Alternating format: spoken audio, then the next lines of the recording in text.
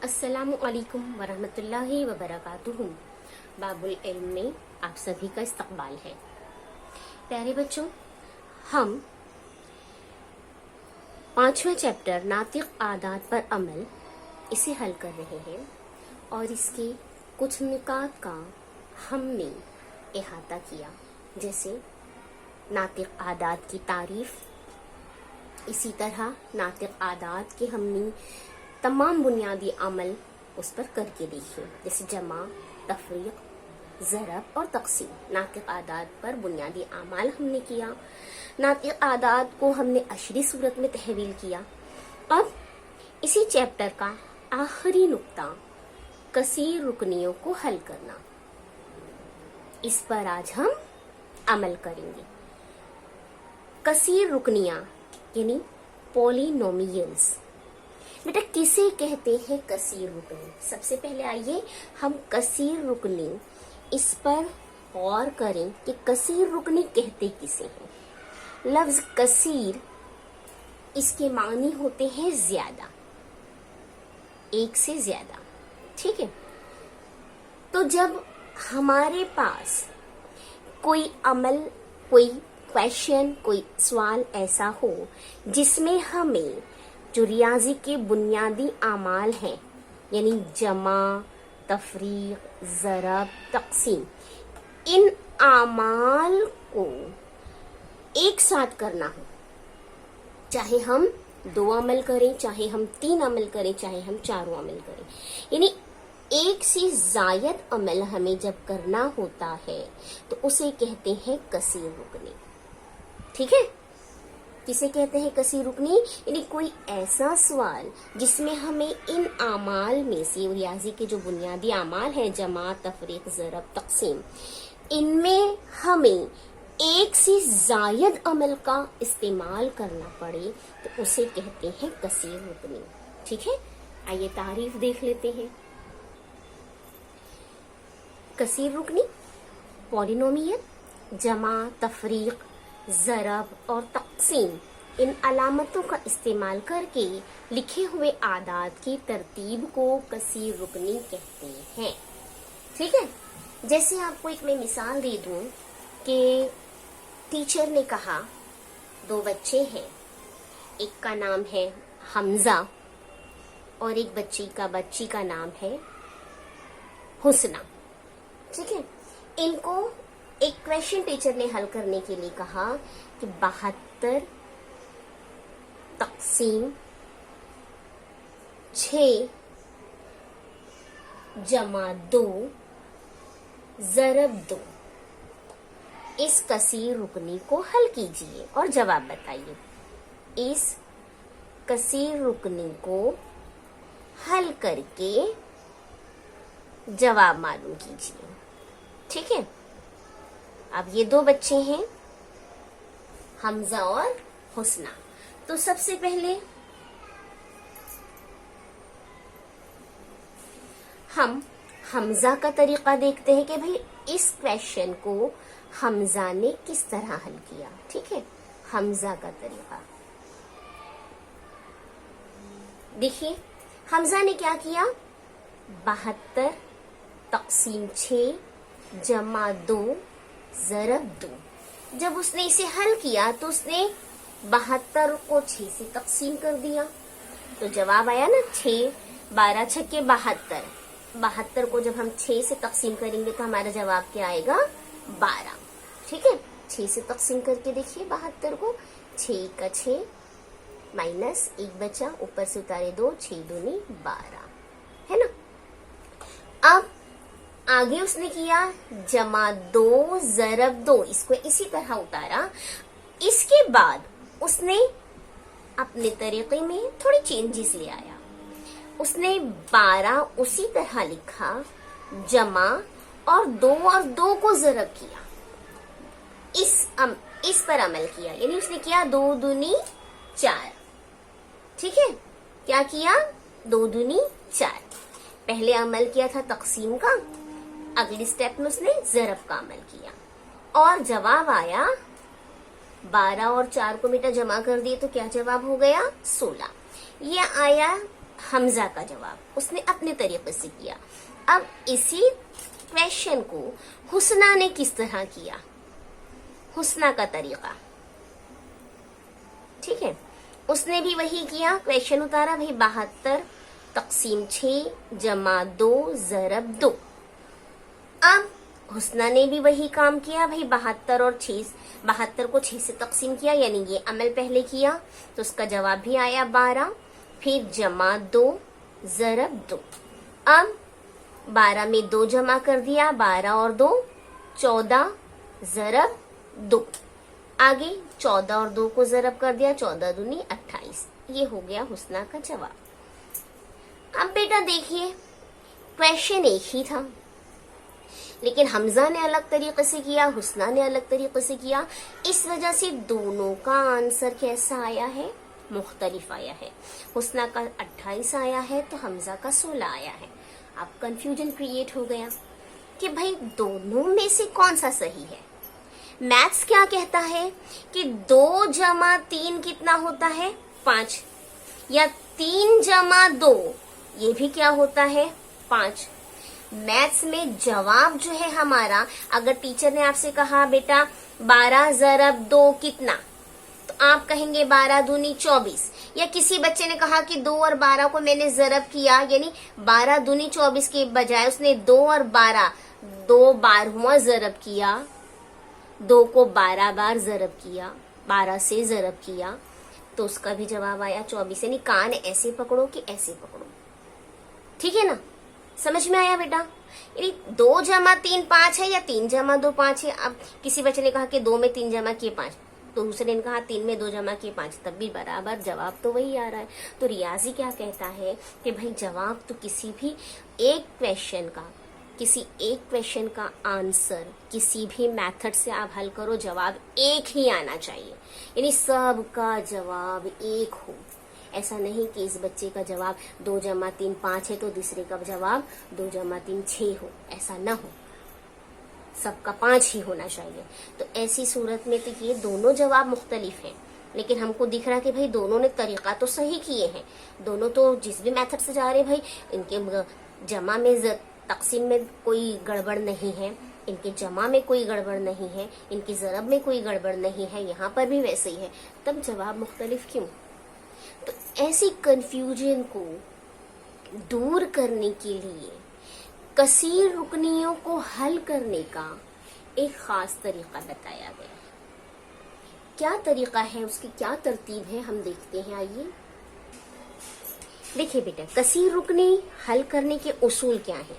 सबसे पहला उसूल, इबारत में एक से ज्यादा अमल हो तो ज़रब और तक़सीम का अमल बाएं से दाएं जानिब जिस तरतीब में आए हों उसी तरतीब में करना। समझ लीजिए कि यहाँ देखिए ये जो इबारत आपको दी गई है 72 तक़सीम 6 जमा 2 ज़रब 2, इसमें एक से ज्यादा अमल हमें दिखाई दे रहा है, तक़सीम भी है, जमा भी है, ज़रब भी है ना।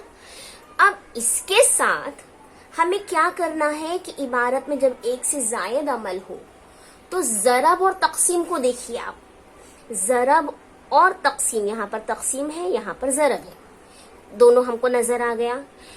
ये क्वेश्चन में बाएं से दाएं, लेफ्ट हैंड से राइट हैंड की तरफ, बाएं जानिब से दाएं जानिब, लेफ्ट हैंड साइड से राइट हैंड साइड की तरफ, इस तरतीब में, यहां से शुरू यहां पर खत्म, यहां से शुरू यहां पर खत्म, ऐसे। तो बाएं से दाएं जानिब में जो अमल पहले होगा वो अमल पहले करेंगे। तो हमने देखा कि भाई इस क्वेश्चन में ज़रब और तक़सीम दोनों है। बाएं से दाएं देखेंगे तो पहले तक़सीम है फिर ज़रब है, तो पहले तक़सीम किया, 72 तक़सीम 6 किए, 12 आ गया, ठीक है। उसके बाद क्वेश्चन को जो अगला हिस्सा, क्वेश्चन का जो हिस्सा बच गया उसको हमने उसी तरह उतारा, 72 तक़सीम 6 जमा 2 ज़रब 2, ठीक है। फिर अब हमारे पास जमा और ज़रब आ गया, तो ज़रब का अमल हम पहले करेंगे, क्या अमल करेंगे? पहले ज़रब का करेंगे। तकसीम और ज़रब साथ में हो तो जिस तरतीब में होते हैं, अगर पहले ज़रब का अमल होगा तो पहले ज़रब करेंगे, और अगर पहले तकसीम है तो पहले तकसीम करेंगे, जिस तरतीब में हो वैसे। ठीक है, अब उसके बाद हमको ज़रब करना है। हाँ बेटा, समझे? तो यहाँ का जवाब 12 और इन दोनों का जवाब 4। बाद में दूसरा पॉइंट देखिए, बाद में जमा और तफरीक के अमल बाएं से दाएं जानिब जिस तरतीब में आए हों उसी तरतीब से करना। जमा और तफरीक के लिए भी सेम चीज है, सेम पॉइंट है। क्या पॉइंट है कि जब हमारा तकसीम और ज़रब हो गया, ज़रब और तकसीम हमने कर लिया, तो उसके बाद हम क्या करेंगे? हमारे क्वेश्चन में नफी है, जमा है, ये दोनों भी मौजूद है अमल, तो जिस तरतीब में है वही लेफ्ट टू राइट, ठीक है, जिस तरतीब में हो वो करेंगे। यानी अगर पहले जमा है बाद में तफरीक है तो पहले हम जमा करेंगे फिर तफरीक करेंगे, या अगर पहले तफरीक का अमल दिया है बाद में जमा का दिया है तो हम पहले तफरीक करेंगे फिर जमा करेंगे। ठीक है, समझा? हाँ, तो उस लिहाज से देखो इस बच्चे ने क्या किया है। अगर अच्छा, अगला क्वेश्चन एक और बात है बेटा, कभी बाज औकात या अक्सर औकात कसीर रुकनियों को हल करते हुए कौसैन का भी इस्तेमाल किया जाता है। तो बेटा कौसैन अगर दिया जाए तो हमें कौसैन को पहले हल करना है। किसे पहले हल करना है? कौसैन को। कौसैन यानी जो कौस में लिखे जाते हैं ना क्वेश्चंस, कौन कौन से क्वेश्चंस, कौन कौन से अदद कौसैन में होते हैं या कौसैन कितने टाइप के होते हैं। तो देखो आपको मालूम है ऐसा कौस बनता है, ये कौसैन है, इसे हम कहते हैं सादा कौसैन। ठीक है, ये कहलाता है सादा कौसैन। फिर क्वेश्चन कौसैन इस तरह भी बनते हैं, है ना, इसे हम कहते हैं मुरब्बई कौसैन। फिर कौसैन इस तरह भी बनते हैं, इसे कहते हैं मेहराबी कौसैन। ठीक है, तो अगर हमारे क्वेश्चन में कौसैन का इस्तेमाल किया गया है तो हम पहले कौसैन हल करेंगे। कौसैन में भी हम क्या करेंगे बेटा? अगर कौसैन में भी जायद अमल हो तो हम इसी तरह तकसीम और ज़रब वाले पहले करेंगे, लेकिन जिस तरतीब में दिए हों बाएं से दाएं, लेफ्ट टू राइट, उस तरतीब में करेंगे। फिर जमा और तफरीक का भी यही ख्याल रखते हुए हल करेंगे। ठीक है, समझ में आया? तो कसीर रुकनियों को हल करने का जो दोनों का मेथड था, उस मेथड के हिसाब से आप बताइए किसका जवाब सही है। ये जो उसूल है, उस उसूल का ख्याल किसने रखा? हमजा ने रखा या हुस्ना ने रखा? हमजा ने, है ना। उसने पहले तकसीम किया, जमा और ज़रब का जब उसे अमल साथ में मिला तो उसने पहले ज़रब किया फिर जमा किया। तो ये वाला मेथड यानी हमजा का तरीका सही है, और हमजा का हल जो जवाब आया है वो जवाब करेक्ट है, राइट है, और हुस्ना का जवाब गलत है क्योंकि उसका मेथड उसूल के तहत नहीं है। ठीक है, समझा आपको कसीर रुकनी को हल करने का तरीका, उसके उसूल समझ में आ गए। आइए हम मश्क नंबर 25 की जानिब बढ़ते हैं। देखिए मश्क नंबर 25 एक्सरसाइज 25 दर्ज झेल कसीर रुकनियां हल कीजिए। आपको क्वेश्चन में पहला क्वेश्चन दिया है 50 ज़रब 5 तकसीम 2 जमा 24। ठीक है, तो अब क्या करना है, हमें हल करना है। तो बेटा हल करने के लिए कसीर रुकनियों के उसूल को याद रखिए। पहली चीज, पहला काम कि हम क्या करेंगे, एक से जायद अमल अगर हमें दिखाई दे रहा है तो हम ज़रब और तकसीम पर पहले गौर करेंगे और वो जिस तरतीब में हो उस तरतीब में करेंगे। ठीक है, तो पहला अमल हमारे पास देखिए ज़रब का नजर आ रहा है हमें, यानी ये वाला अमल हमें पहले करना है 50 ज़रब 5। ठीक है, 50 ज़रब 5 कितना होता है? 5 पंजे 25, यानी 50 ज़रब 5 होता है 250। अब ऊपर वाला तमाम जो अमल बाकी रह गया है उसे उतार लीजिए। तक़सीम 2 जमा 24। अब फिर हमारे पास क्या हासिल हो गया? फिर से हमारे पास 2 अमल आ गए, तक़सीम और जमा की। तो अब कौन सा अमल बेटा करेंगे? पहले तक़सीम का अमल, यानी ये वाला अमल। हाँ, 250 तक़सीम 2, 250 को आप 2 से तक़सीम करेंगे तो जवाब क्या आएगा? 125। ठीक है। हाँ, जमा जो आगे का बच गया वो उतार दीजिए, जमा 24। 125 में 24 जमा कर दिए हमने तो हमारा आंसर क्या आएगा? 149 द आंसर। ठीक है, समझे? चलिए इसी तरह से सेकेंड क्वेश्चन भी देख ले। दूसरा सवाल है आपका, कौसैन नजर आ रहा है दूसरे क्वेश्चन में। कौसैन में दिया है 13 ज़रब 4 तक़सीम 2 नफी 26, है ना। तो पहला अमल हमें कौसैन ही हल करना है। कौसैन को हल करेंगे हम, क्या आएगा हमारे पास? पहला कौसैन हल करना है। 13 ज़रब 4, 13 चौक 52 तक़सीम 2 नफी 26। आगे के अमल वैसे उतारे, यहाँ पर 13 ज़रब 4 की जगह उसका जवाब उतारिए। अब क्या करेंगे? तक़सीम और नफी साथ में है तो पहला काम क्या करेंगे हम? तक़सीम का करेंगे। क्या करेंगे? तक़सीम का। 52 को आप 2 से तक़सीम करेंगे तो जवाब क्या आएगा? 26। ठीक है, 52 को 2 से तक़सीम कीजिए, जवाब आएगा 26। 26 नफी 26, 26 में से 26 गया, क्या बचा? 0 आंसर। ठीक है, आया समझ में? तीसरे क्वेश्चन की तरफ बढ़ते हैं। तीसरा क्वेश्चन बेटा जरा सा ध्यान दे लेना। तीसरा क्वेश्चन आपकी किताब में थोड़ा अलग है, हमने उसको मॉडिफाई किया, हमने उसे चेंज किया तीसरे क्वेश्चन को आपके। तो तीसरा question, question number 3, 140 divided by. तीसरा क्वेश्चन है 140 9 तक़सीम। आपको ये मुरब्बई कौस नजर आ रहे हैं ना, मुरब्बई कौसैन, और उसमें फिर सादा कौसैन भी दिए हुए हैं। सादा कौसैन में है -11 ज़रब -3 नफी -42 तक़सीम 24 नफी 3। तो हम बेटा क्या करेंगे? उसूल के तहत पहले हम कौसैन हल करेंगे। पहले हम क्या करेंगे? कौसैन हल करेंगे। ठीक है, तो देखिए क्या करना है हमें। कौसैन का काम पहले तो ये जो चीज दिया हुआ है, ये जो नंबर दिया हुआ है, इसको वैसे उतार लिए। 140 तक़सीम कौसैन शुरू, मुरब्बई कौसैन। आगे कौसैन में भी हम क्या करेंगे बेटा? ये वाला देखिए, -11 ज़रब -3, यानी ये काम करेंगे जरब वाला।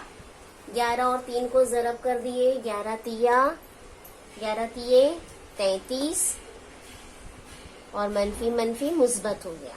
ठीक है, ये ब्रैकेट भी देखिए ओपन होती है तो ओपन कर दीजिए, क्योंकि यहाँ पर कोई अमल नहीं है ना। तो ये माइनस प्लस 42 तक़सीम।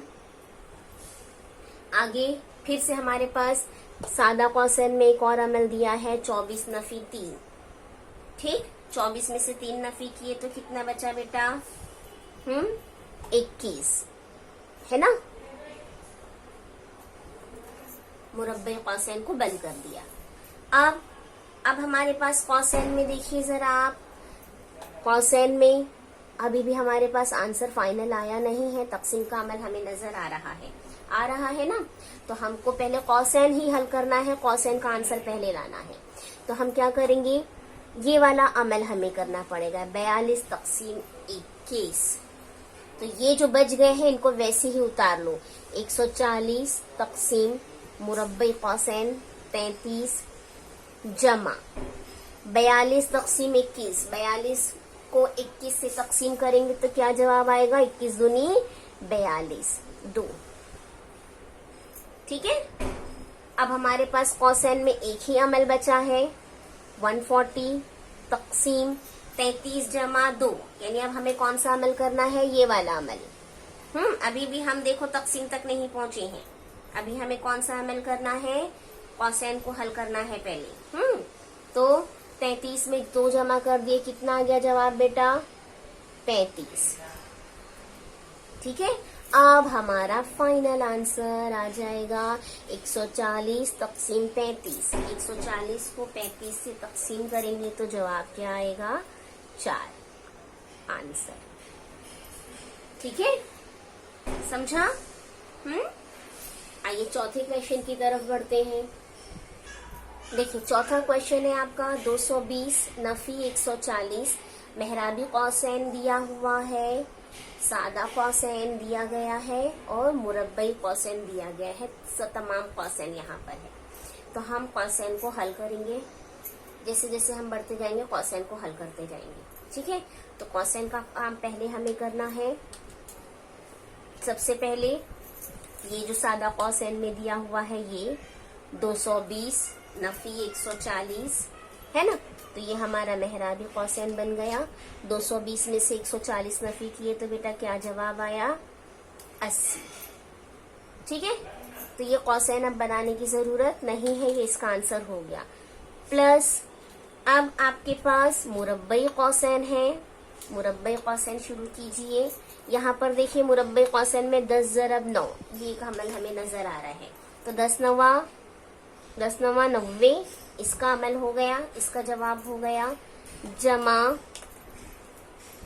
जमा फिर हमें सादा कौसैन दिखाई दे रहा है ना। सादा कौसैन में हमें क्या दिखाई दे रहा है, -2 ज़रब 5, तो -2 और 5 को ज़रब कर दिए तो बेटा क्या जवाब आएगा, यानी ये वाला हल करना है हमें। -2 और 5 को ज़रब किए तो क्या जवाब आएगा, -10। ठीक है ना, तो यहाँ लिख दिया हमने -10।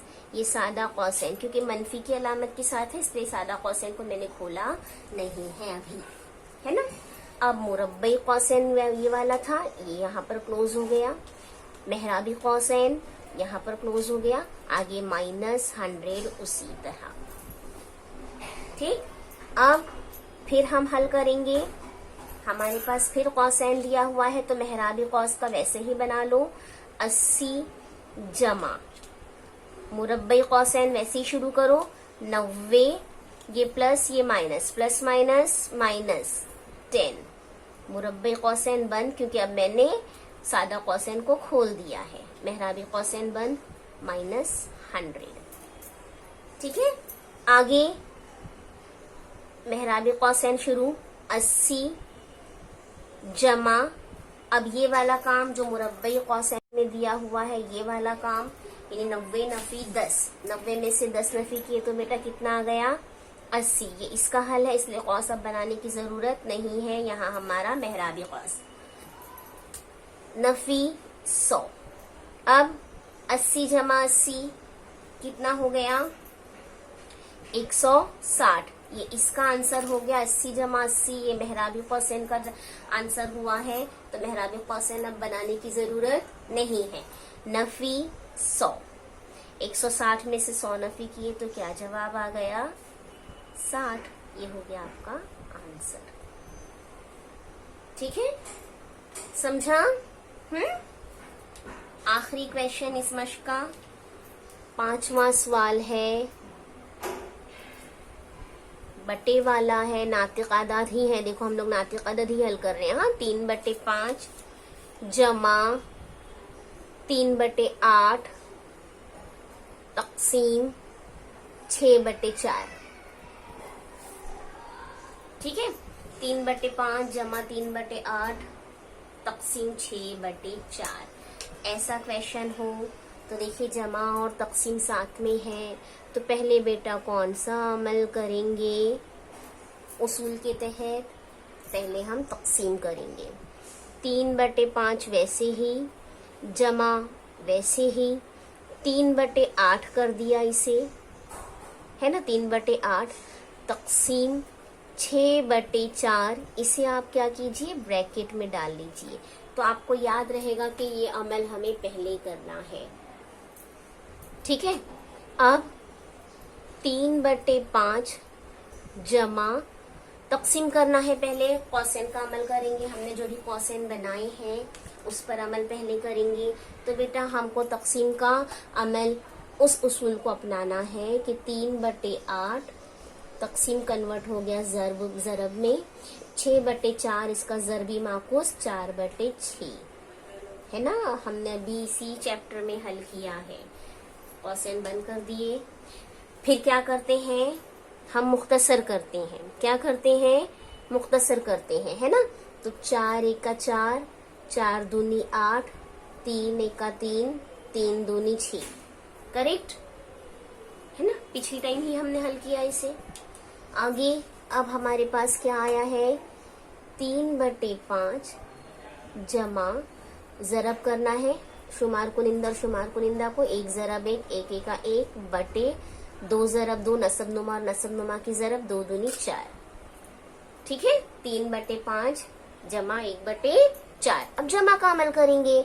जमा का अमल करते वक्त हमें क्या देखना है, नसब नुमा। क्या देखना है बेटा, नसब नुमा। नसब नुमा एक जैसा नहीं है तो नसब नुमा को एक जैसा बनाएंगे। हम नसब की ही जमा नफी होती है ना, तो हम नसब करना पड़ेगा। तो 5 और 4 इनका एलसीएम निकालेंगे हम नसब बनाने के लिए। 5 और 4 का एलसीएम क्या होता है, 20 होता है। तो 3/5, 5 को 20 बनाने के लिए ज़रब करेंगे, 4 से ज़रब करेंगे। जब हमने नसब नुमा को 4 से ज़रब किया है तो शुमार कुनिंदा को भी 4 से ज़रब करेंगे, है ना। 5 को इसके नसब नुमा से ज़रब, जमा 1/4 ज़रब पहली कसर के नसब नुमा से ज़रब कीजिए। ज़रब 5 जब नीचे किया है तो ऊपर शुमार कुनिंदा में भी 5 से ज़रब कीजिए। अब 4 तिया 12 बटे 5 चौक 20 जमा 5 1 5 बटे 5 चौक 20 हो गया हम नसब, बन गया हम नसब। जब हम नसब बन गया है तो हम क्या करेंगे, डायरेक्ट शुमार कुनिंदा को जमा कर देंगे। 12 जमा 5, 12 और 5 को जमा किया 7 बटे, यानी 12 और 5 को जमा किया 17, 17/20 है ना। नसब नुमा एक ही बार लिखते हैं, 17/20 इसका आंसर। आपको समझ में आया बेटा। इस तरह कैसे भी क्वेश्चन हो, कैसा भी क्वेश्चन आपको दिया जाए कसीर रुकनी का, आपको उसूल को याद रखना है। पहला उसूल कि ज़रब और तकसीम अगर है तो जिस तरतीब में दिए हों बाएं से दाएं उसी तरतीब में हल करेंगे। जमा और नफी भी साथ में हो तो वो जिस तरतीब में है उसी तरतीब में बाएं से दाएं हल करेंगे। इसी तरह क्वेश्चन में कौसैन दिया जाए तो कौसैन को पहले करेंगे, बाद उसी तरतीब में, यानी ज़रब तकसीम और जमा नफी जैसा भी तरतीब है उस तरतीब में। वैसे इसको हल करने के लिए एक तरीका और है, इंग्लिश में एक तरीका राइज है, इंग्लिश में ही नहीं एक तरीका राइज है, उसको कहते हैं बॉडमास,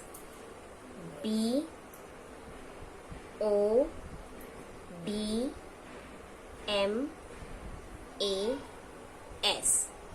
ठीक है।